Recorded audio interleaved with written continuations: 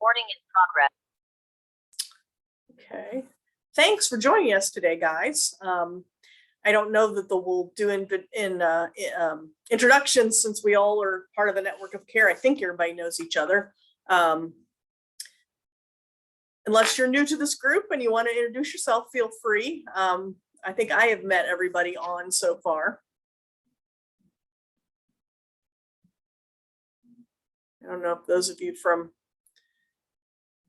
oh, there's Tony. Okay. Oh, still got some people coming in.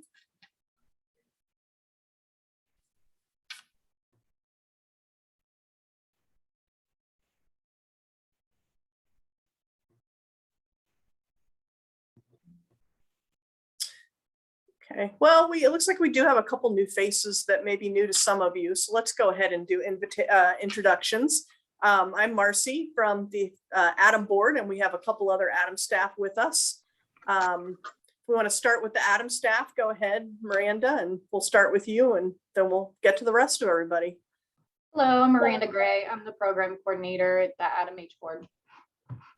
And I'm Tony Ashton. I'm the prevention coordinator at the ADAM-H board. And we may have a couple other agency people or ADAM board people jumping on. I'm not sure yet. We had a lot of conflicting appointments this afternoon, but wanted to get this in as soon as possible. So go ahead, those of you from agencies, go ahead to introduce yourself, because there are a few new names and faces among us.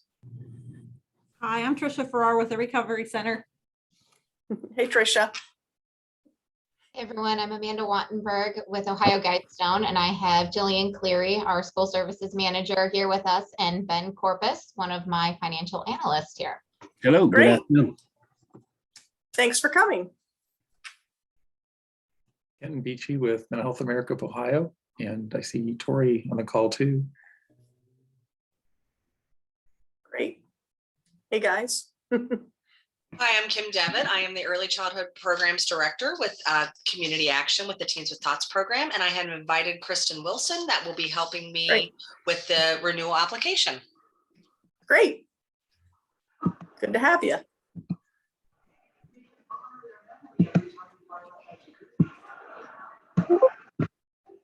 I'm Jeanette Curtis, the Executive Director with 211.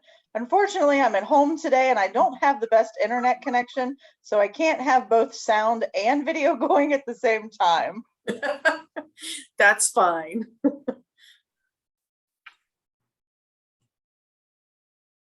And I think that just leaves Eddie. Hello, Eddie Rapp, Director with Lutheran Social Services. Great. Well, welcome everybody.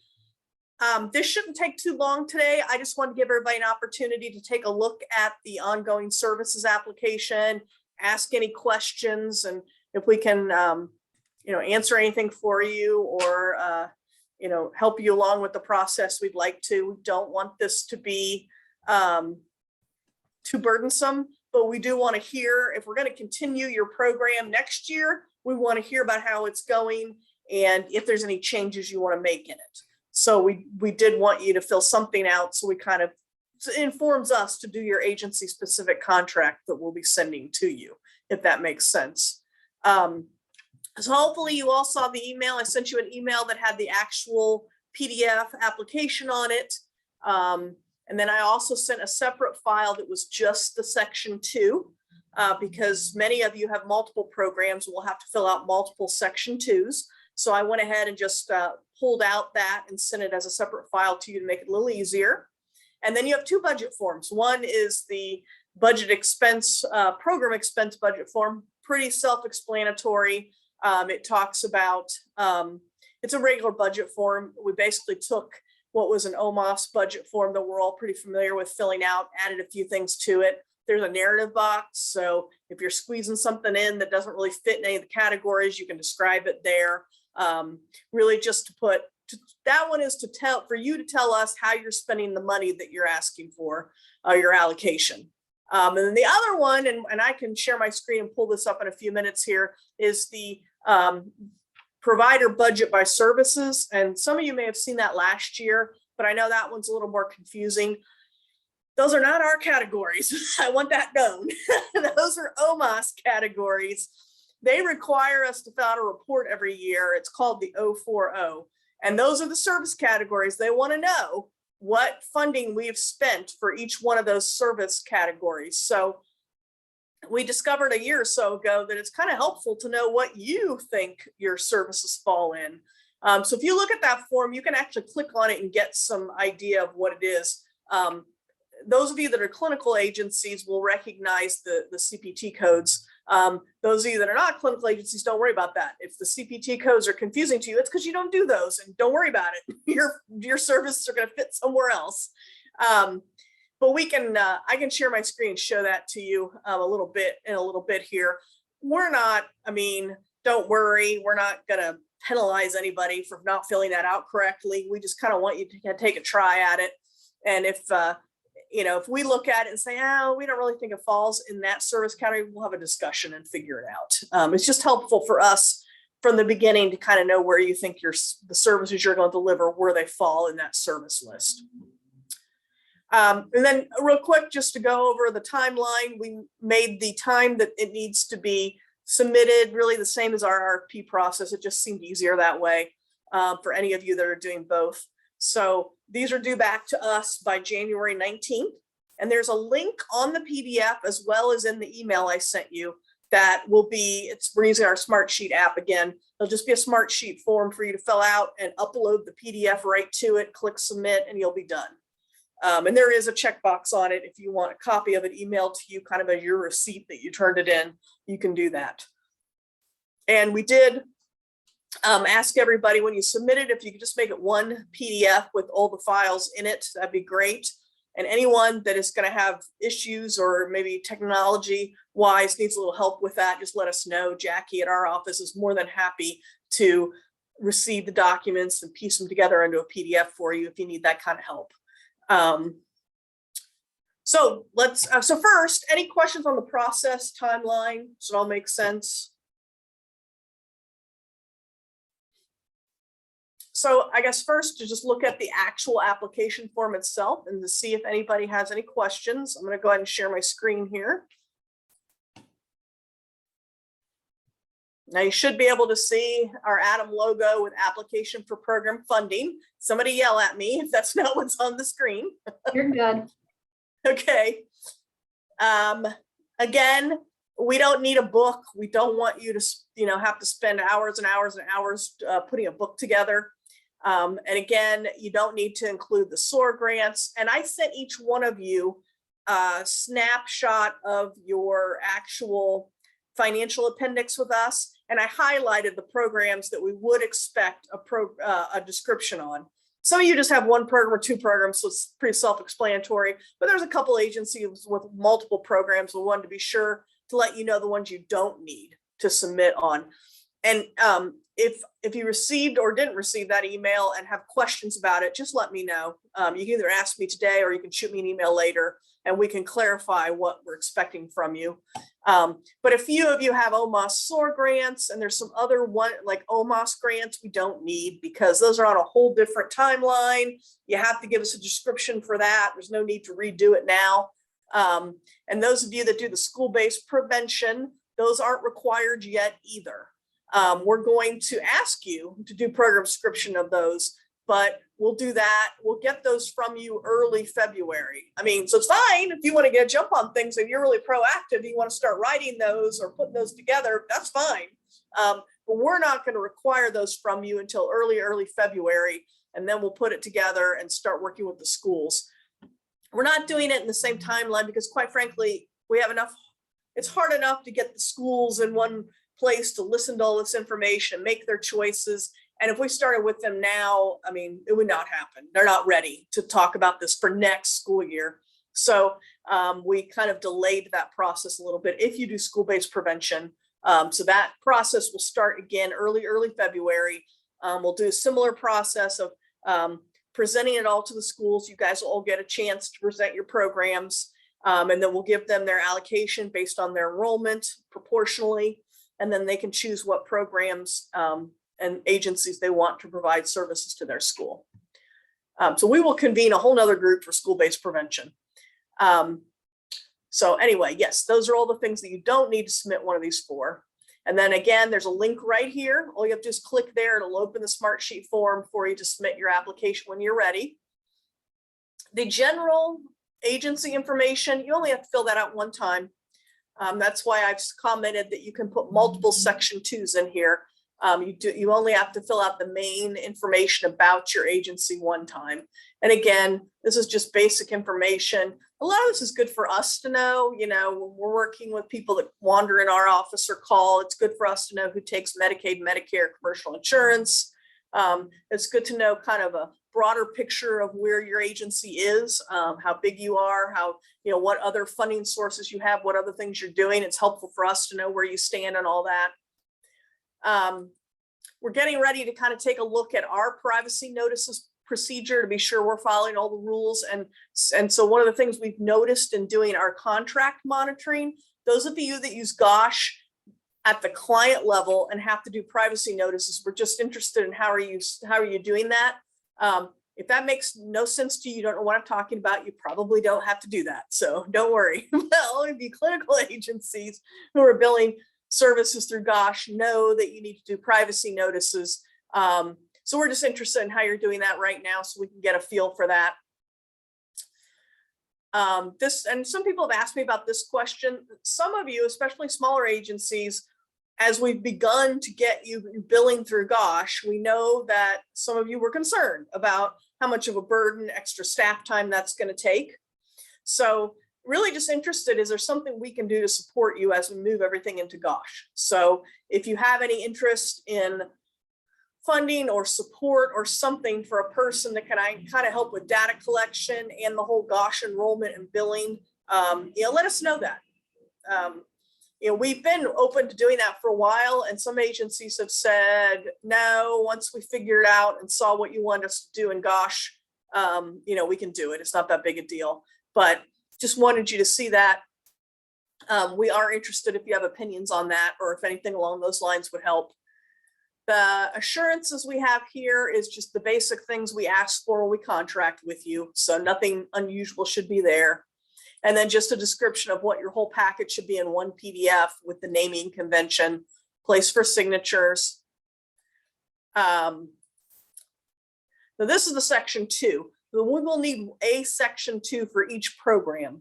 So you're going to be able to put your program name, the total allocation, which in most cases is going to be what you got this year. So a few of you that were making some changes, you might be dropping or decreasing one program and increasing another, and that's okay. But overall, we're basically looking at continuing the same amount allocation. And then we just would like some information. How's it going? You know, what did you find to be the strengths, weaknesses? Did you decide because of that you're going to change something next year? We're just interested in how you think it's going. You know, for a lot of people coming out of COVID, have struggled getting people served. So, you know, did you experience that? Did you have a hard time getting as many people served, and why not, and why? You know, we're just really interested in ways we can support you and what we need to put in your contract for next year. So that's the reason we're asking these questions. For those of you that haven't heard me say this before, we're getting more and more interested in accessibility, and a couple reasons for that. Service delivery is down. COVID caused a lot of that. A lot of our agencies are just not providing as many services as they were. So that's concerning. And to be honest, sorry, I'm just letting somebody in. If we look at the number of call trends we get in our office, and to be honest, Tori gets as our behavioral navigator, the vast majority of complaint calls we get have something to do with not being able to get access to services or customer service. They didn't answer my call, they weren't respectful to me, but most of it is I can't get in, or I can't figure out how to get in. So we're becoming a little more keenly aware of those issues of accessibility and customer service. So we're just really interested in how are you making sure this program is accessible to people and that people get in for it. Again, we're interested because we want to help you. And there's things we can do, support wise to help you with making sure there is accessibility. We want to do that. And again, looking at the program description you wrote for this year, what are you going to change? All of you had to write program descriptions for what we're funding for this year. So looking at the next fiscal year, what would you say you would change in that program description? And then of course, outcomes. Here's an opportunity. You don't like what we've been collecting for your outcomes. You can propose something different. Or if you want to expand it or tweak it a little bit, this is the place to kind of say that.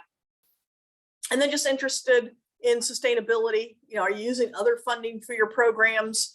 And has that increased? And does that mean you might not need as much from Adam, or has that changed? Just some ideas on sustainability. And then this is more budget narrative stuff, but how many people do you think you're going to serve? What are you actually going to be billing us? So we really kind of we're really trying to drill down in all our programs. What are we actually paying for? So if you can define what it is we're paying you to do, a lot of the grant-based programs, it's good to know that, then that would be great for that description here. And then also you're going to attach to this the 2 budget forms. So this is just a place to kind of narrate what you're putting in your budget forms. Is it cost efficient? And then the last page are just 2 things. One is just additional comments. Anything else you want to tell us? Good, bad? How you'd like to see things changed? What could we do differently that might help you more? What's going well that is helpful? You want to be sure we continue. Anything in the additional comments is fine. And then here, we're getting ready to do our annual report for 21. And we talked a little bit about, it's nice to put all the numbers and the statistics, but it's also nice to have some narrative of how the programs we funded help people. And I know there's been issues in the past getting like full client stories for that. You want to be sensitive. Some people don't really, want to remain anonymous. So we thought we'd approach it a little differently. It would be nice if you could give us a couple quotes. And they can be vague quotes with no name attached to it. But it would be nice to know for each program that you were doing this year that you want to continue next year, what are people saying about it? The service recipients, is there somebody that really got a lot out of it? It really impacted their life. Could they give you a quote that describes how it helped them? Again, not looking for anything that can be identifiable, just interested in, how did this program help you? So if you could give us a couple quotes, that would be really helpful, because they may be things we would put in our annual report to help show the public what great work you're doing. And then that's comments. Any questions before I unshare my screen about this particular form?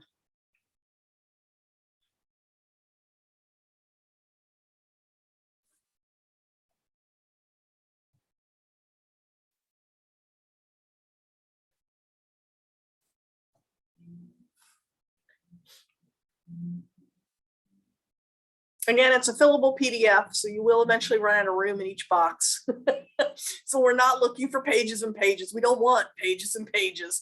We want you just to get to the point, tell us how it's going, and then you can move on to the next one. We're really not looking for novels being written here, just enough for us to know what's happening in your programs and how it's going.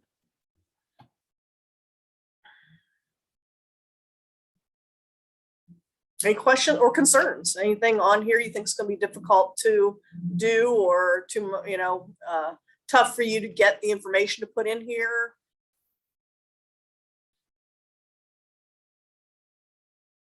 Okay, well, again, if you have questions at all about, well, what programs are we supposed to be doing? If you didn't get, if the email was still kind of left you a little confused, just email me. If you end up having questions, or if you start doing the form and run into issues, just let me know.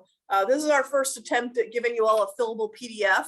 We tested it all. It should be ready to go, but you never know.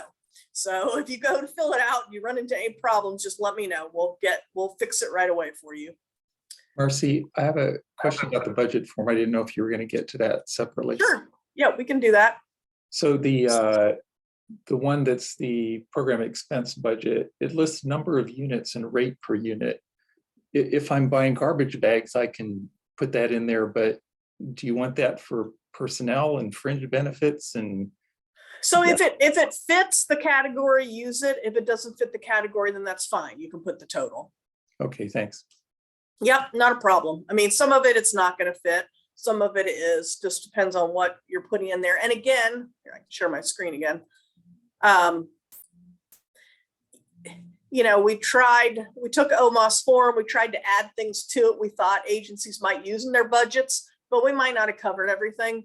So you got a narrative box here. If you're got something you need to put in here that we don't have a category for, feel free to put it in the closest thing possible and just describe. Well, it's not really a meal per diem, but it is blah, blah, blah. That's fine. Just get it as close as you can. We tried to, again, use the OMOS form and make it as close to what we thought people might be using. While I have it up, any other questions on this particular form?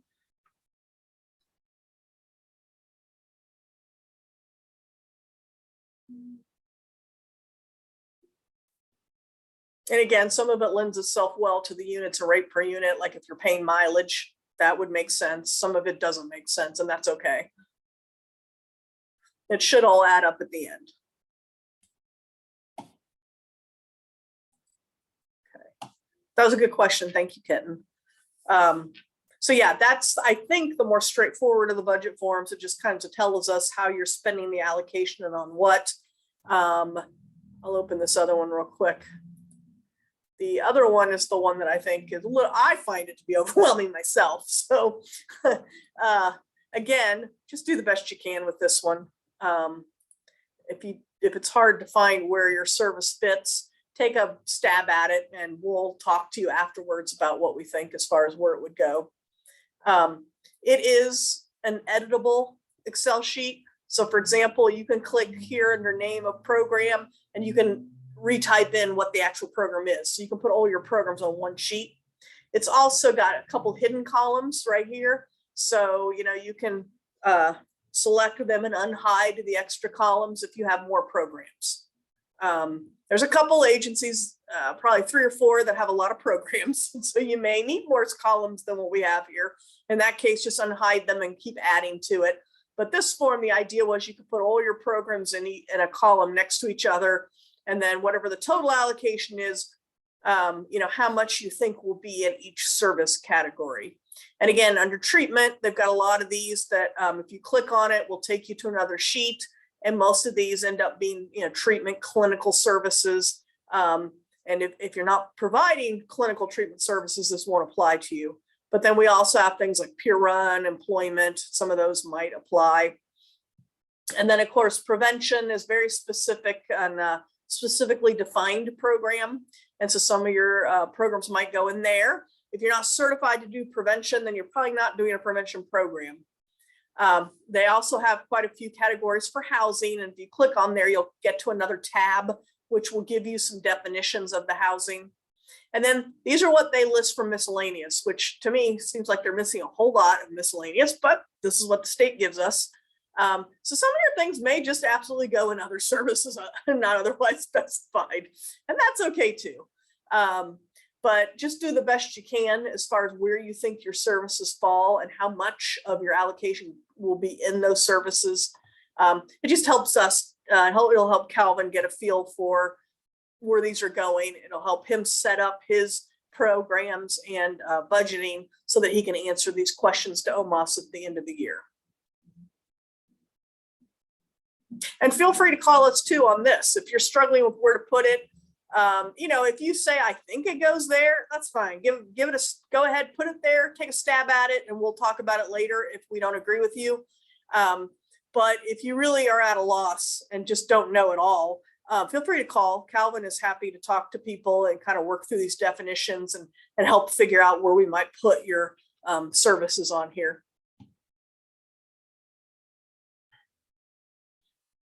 Any question about this Excel budget form?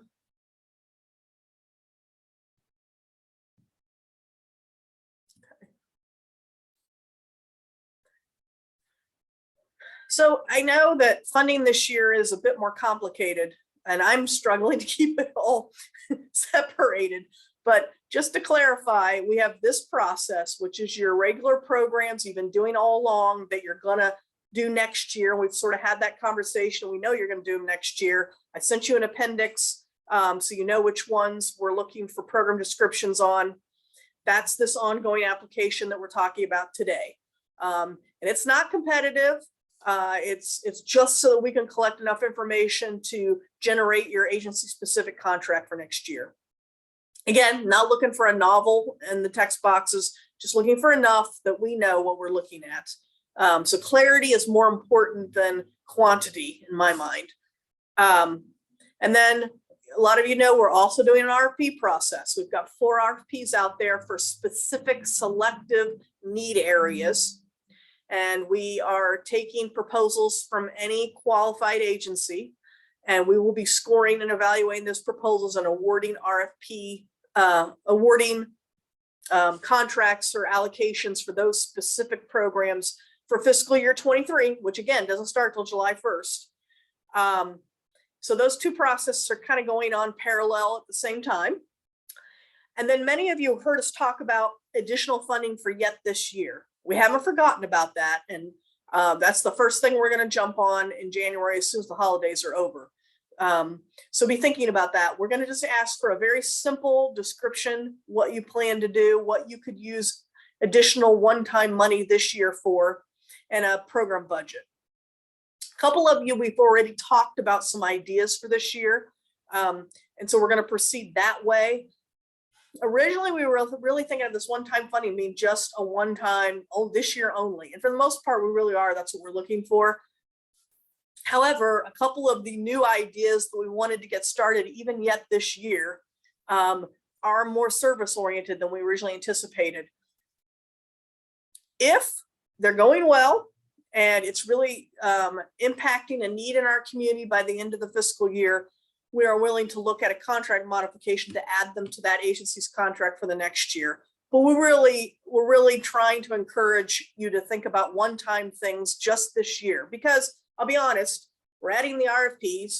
If we have a whole bunch of the one-time funding this year that we need to carry over into next year, and some of the big projects we're planning on doing, at some point in a year or two, we would have to look at what we're doing for our annual funding. And if we're spending more than we bring in every year, we'd have to trim some things, which, you know, it's not a bad thing. I mean, if the next couple of years we spend more than what our revenues are every year, I mean, that's okay. We've got the money to do that. We just don't have the money to do it forever, if that makes sense.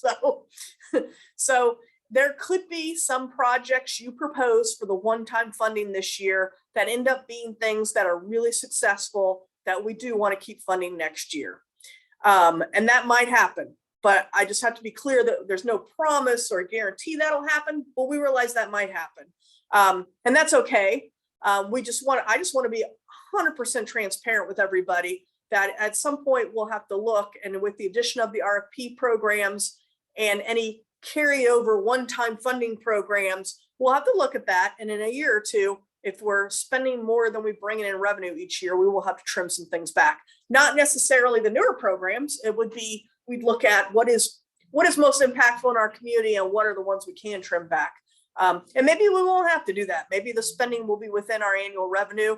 We just don't know today at this point what that'll look like. But just again, trying to be 100% transparent with this. Because it certainly looks like we're adding to our annual expenses by adding $650,000 available for RFP new programs for next year, and not discontinuing much at all, if anything, from what we've already been funding. And then our board approved an additional $600,000 for one-time funding in fiscal year 22. And knowing that some of that one-time funding might end up being things that we do want to keep funding after fiscal year 22. I hope that makes sense. I know it's very confusing, and I'm happy to answer questions about that. But I just wanted to put all that out there, that we want to spend money. We want to provide funding to your agencies to do the good services that you do. But every year we'll have to measure that and balance it against what our annual revenues from the levy and from OMOS is, to be sure that we are being financial sound ourselves. And I think in the past, we may not have spent enough. So we're trying to find that balance right now. And we might end up going over for a while and then having to trim back. But we want to, we need to get the funding out there for services. One of the problems is we're concerned about programming not being able to get off the ground because of workforce development, not being able to find staff. So, that concerns us greatly. We want to get the services out there, but we know people are struggling with finding staff. So, and then of course, I've already talked about the school-based funding. So we've got the ongoing application, RFP process, one-time funding that we will early January ask for your proposals on, school-based funding. And then we also have the SOAR grant. Any of you that have a SOAR grant, you know that our funding got cut by OMAS, so we cut you a little bit. We want to look at that end of January and see where you all are. And maybe it's turned out with demand and services, you're fine with the original contract. Maybe you're not. Maybe you've got more demand going and you're not going to be able to finish out the year on the funding we gave you. But end of January, we'd like to look at that and talk to you about that. Some of these SOAR programs, we don't want to leave hanging. We don't want to leave you high and dry, I guess. If it's a good program and it's making good progress in the community, we want to look at what do you need to finish out the year successfully, if that makes sense. So I just kind of wanted to talk through all the different funding processes that are existing between now and July 1st, because it's a lot. So questions. I'm sure I didn't make a lot of sense on some things, so please ask questions.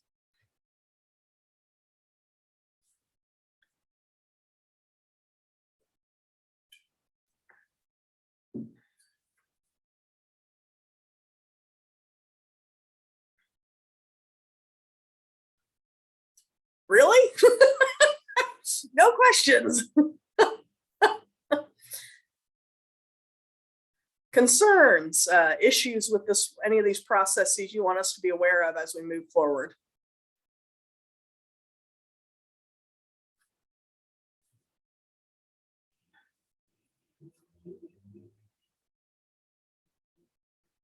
Adam, staff, anything I've forgotten that we should add for everybody?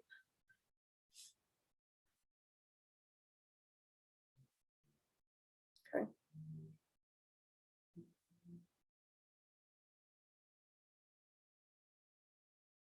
Okay, last call then. Anything you think you need or questions you have about this whole process that we can help you with?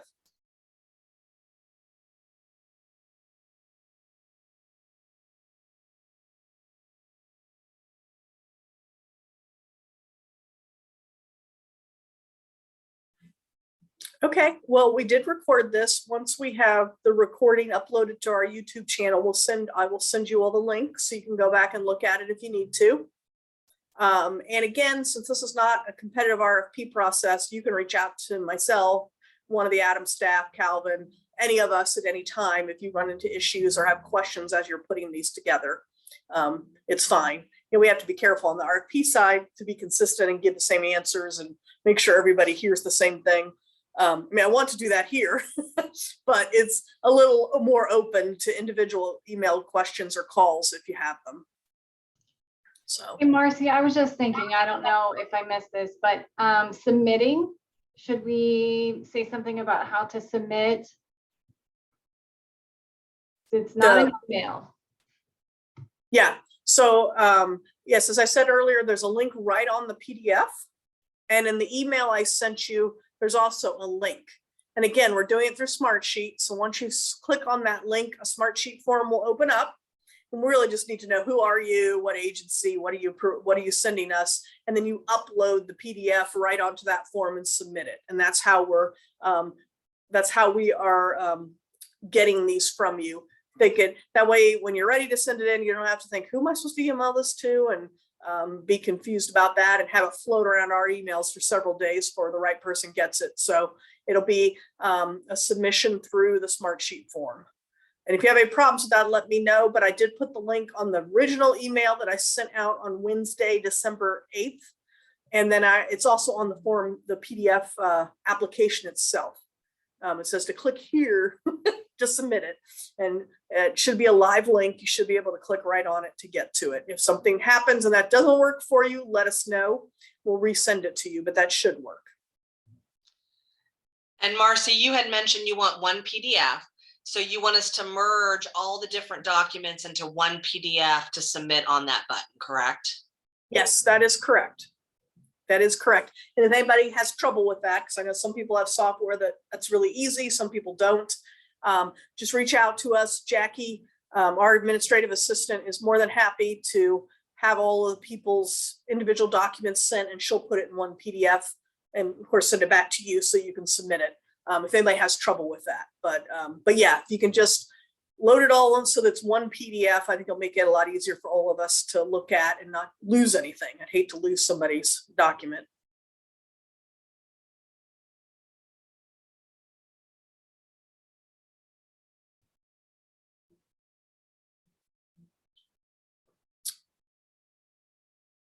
Okay. Anything else?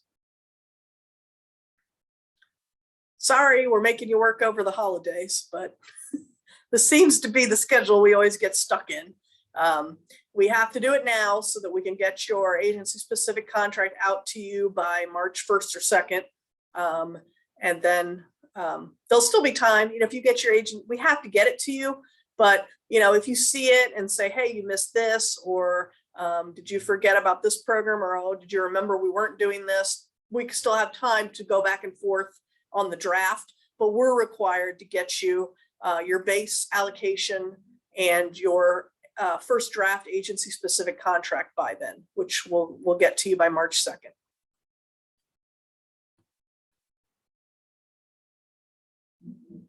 Okay. Well, thank you all for joining us. Like I said, please feel free to reach out if you end up having any questions or have any concerns, and we will work through it. And as soon as we get this recording uploaded, I'll send you the link. Okay. Thanks for coming. Enjoy your day. And if I don't see any of you, happy holidays.